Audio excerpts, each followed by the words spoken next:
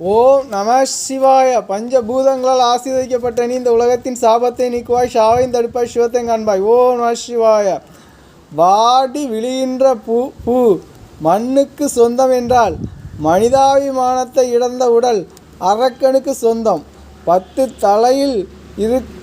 தலையில் இருக்கும் விஷம் பாதாளத்தில் விழுந்தால் அது மண்.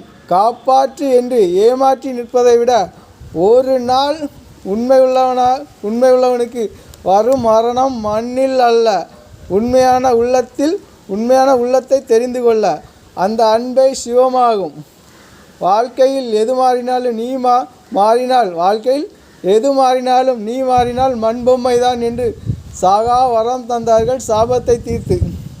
அதில் உயிரை பறிப்பது இருள் என்றால் துன்பத்தை மாற்றுவது அருள். உண்மையில்லாத உடல் உயிரற்று போனாலும் உன்னை கண்ட உடல் காப்பாற்று என்று ஏமாற்றுவதில்லை.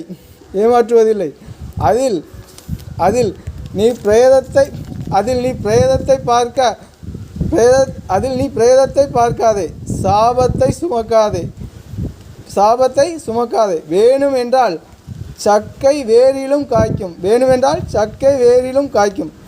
வேண்டாம் என்றால் தலைமாட்டில் இருந்தாலும் காணாமல் போகும்.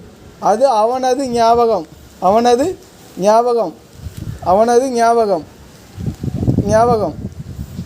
பாசம் கிடைத்த இடம் பாதாளமும் அல்ல, பாசத்தை இழந்த இடமே பாதாளம்.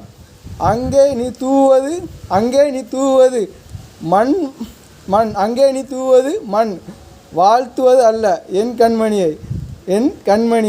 இதை நீ புரிவதை தூய்மையான அன்பு. என்றும் உன்னில் பாதி நான், என்னில் பாதி நீ. பாசத்தோடு சிரஞ்சீவியாக வீண்மீன் உலகத்தாரின் அன்பில். ஓம் நம சிவாய. நாம் உச்சரிக்கும் போது நரகத்தில் விழமாட்டோம்.